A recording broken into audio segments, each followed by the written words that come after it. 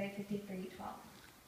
See my servant and act wisely. He will be raised up and lifted up high and highly exalted. Just as there were many who appalled at him, his appearance was so disfigured beyond that of any man, and his form marred beyond human likeness. So he will sprinkle many nations, and kings will shut their mouths because of him.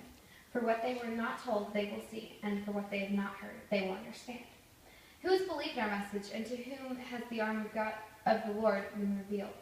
He grew up before him like a tender shoot, and like a root out of the dry ground. He had no beauty or majesty to attract us to him, nothing in his appearance that we should desire him. He was despised and rejected by men, a man of sorrows, unfamiliar with suffering. Like one from whom men hide their faces, he was despised, and we esteemed him not. Surely he took up our infirmities and carried our sorrows, yet we considered him stricken by God, smitten by him, and afflicted. But he was pierced for our transgressions. He was crushed for our iniquities. The punishment that brought us peace was upon him, and by his wounds we are healed.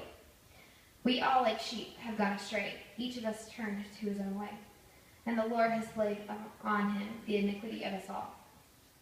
He was oppressed and afflicted, yet he did not open his mouth. He was led like a lamb to the slaughter, and as a sheep before her shearers is silent, so he did not open his mouth. By oppression and judgment he was taken away. And who can speak of his descendants? For he was cut off from the land of the living. For the transgression of my people he was stricken. He was assigned a grave with the wicked, and with the rich in his death, though he had done no violence, nor was any deceit in his mouth.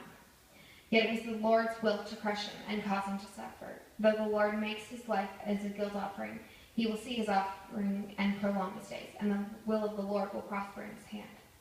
After the suffering of his soul, he will see the light of life and be satisfied. By his knowledge, my righteous servant will justify many, and he will bear their iniquities. Therefore I will give him a portion among the great, and he will divide the spoils among the strong, because he has poured out his life unto death, and was numbered with many transgressors.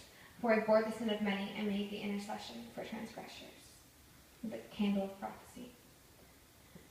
God, I pray that you will be with us all, and I thank you for your prophecies and how your promises still ring true, and how you keep your promises to us. And God, we thank you for your Son coming for us, and that you have kept your promise. And God, thank you for sending the Messiah for us.